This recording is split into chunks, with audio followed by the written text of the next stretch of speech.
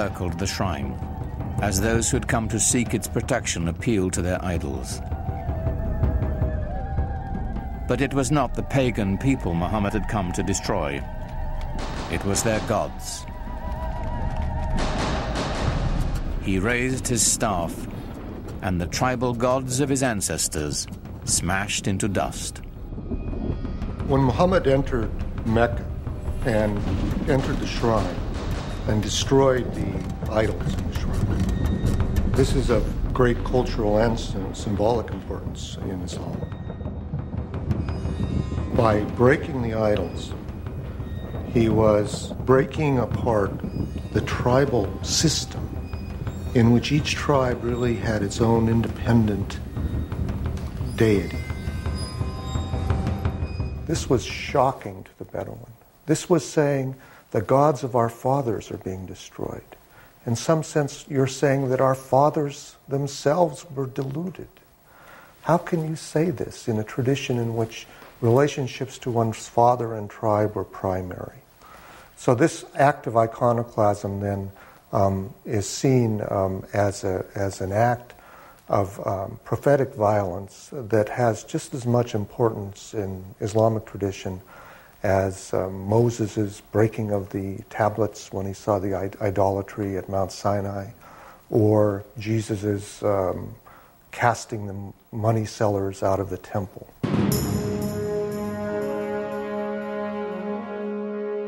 The destruction of the idols was a new beginning, a breaking from the past and the creation of a powerful new force.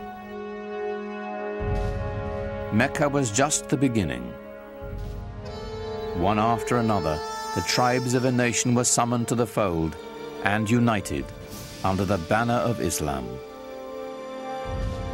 A worldwide community of faith was begun, born in an extraordinary alignment of history, personality, and conviction. What Muhammad did was to bring a sense of solidarity, a sense of mission, and he united all these separate segments within the peninsula. From then on, moved eastward, westward, northward, southward.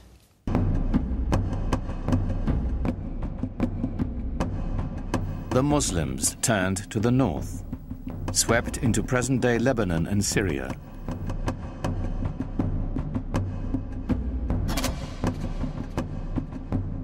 They continued west into Egypt and quickly across North Africa, fortifying the coastline of the Mediterranean. Only the seas stopped them. Its growth was so explosive from 622, the year one of the Islamic calendar. Within 50 years, people whose father had been camel herders were now governing one of the major empires in world history. Within 200 years, it extended from Spain to China. The Muslims absorbed the Sasanian Empire of Iran and 2/3 of the Christian Byzantine Empire. By now, the empire was larger than Rome. It stretched from Morocco in the west to the Indus River in the east, where the border of India is today.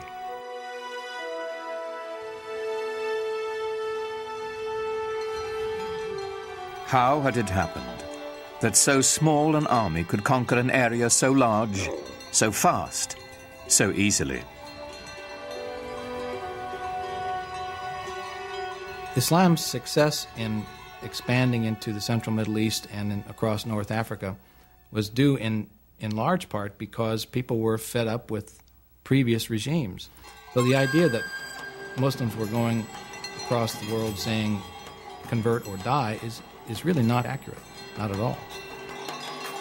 That it didn't have a heavy hand. They didn't rule with a heavy hand. They allowed the conquered peoples to maintain their administrative structures. They allowed the Christians and the Jews to maintain their religious law and to be governed by them. And so, in many cases, conquered peoples did not feel the presence of the new regime very heavily.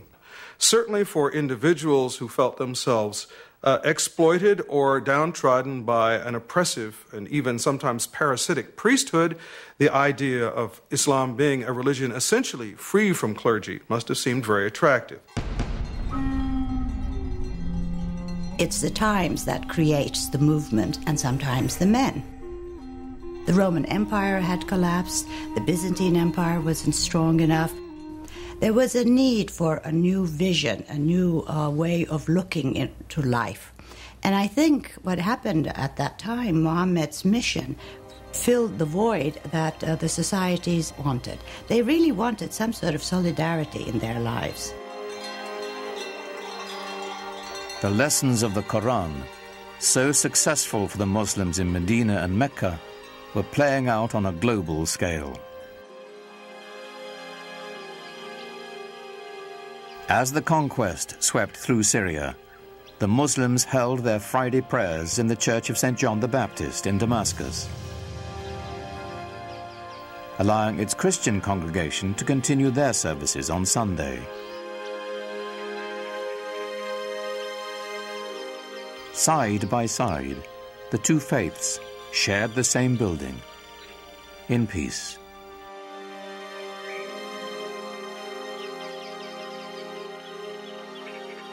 As the Muslim community grew, they bought the old church from the Christian congregation and built a huge mosque on the site.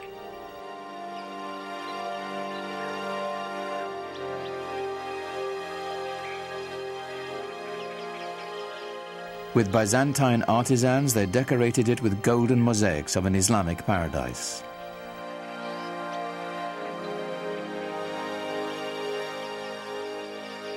The Great Mosque of Damascus would become a model for new mosques to come, all across the empire.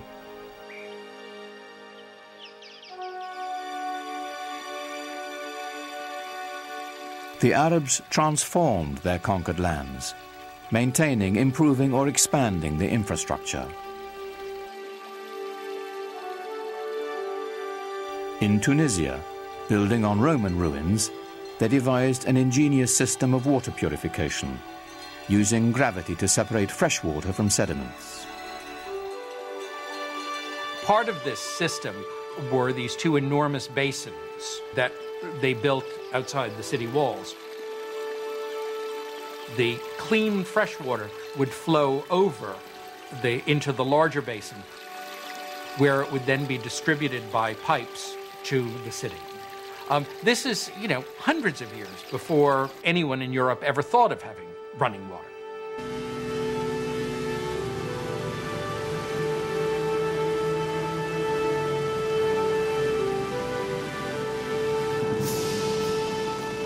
All over you find schemes for bringing water from the mountains where there was more water to the plains where there might be less water. They resurrected elaborate irrigation systems, filling the old stone aqueducts with precious water.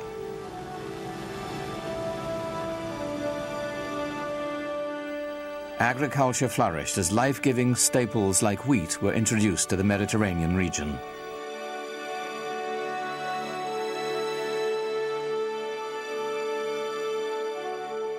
But Muslims saved their most monumental feat for the holy city of Jerusalem.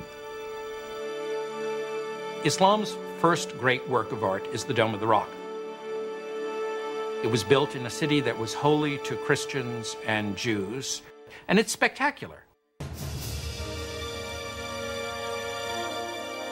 Like Mecca and the Kaaba, the significance of this holy site goes back to Abraham, for the rock within is said to be the place he nearly sacrificed his son. It was built to rival the nearby Church of the Holy Sepulchre, where Jesus was said to have been buried. What's extraordinary about the Dome of the Rock is how perfect it is. People revered this site as some place that was holy to Abraham and to Isaac. Imagine, if you will, these new guys coming in and taking over this piece of prime real estate and building a new building for a new religion that sits on top of a mountain and sparkles and glitters in the sunlight for everyone to see. This is not something that a fly-by-night.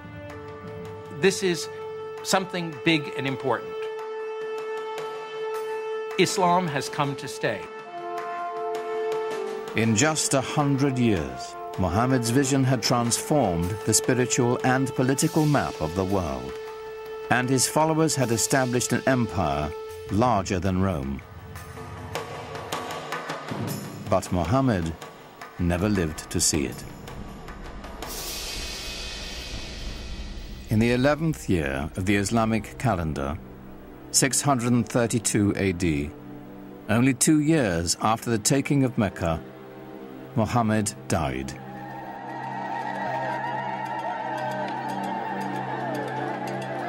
Medina fell into despair.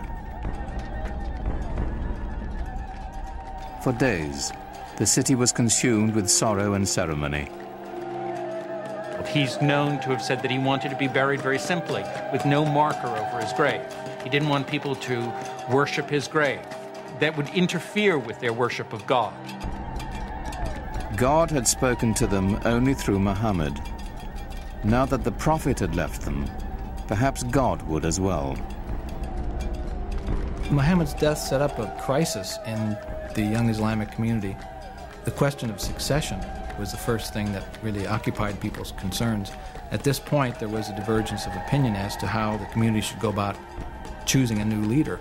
According to the Shiites, the faction, the Shia of Ali, Muhammad had indeed designated Ali, his son-in-law and cousin, as his successor. The opinion that came to be the majority opinion, or the Sunni opinion, held that Muhammad had not appointed a successor during his life, but had said, after I am gone, choose one from among your peers, from among the elders. And from the house there came out the man who would be his successor, Abu Bakr. And he addressed the people and said, if you worship Muhammad, know that he is dead. If you worship God, know that he lives forever. Here was the secret to Islam's strength and profound influence. The unifying power of one God, merciful and compassionate, the power of one people, bound by a common faith. Muhammad did not lead the conquest or create the empire to come. The transforming power of his message did. Out of that message would spring a font of knowledge that would transform humanity, as Islam continued to spread its reach far and wide. Awaiting the Muslims would be a new age. They would be destined for enlightenment, for new horizons, and a clash of great powers, the like of which the world had never seen.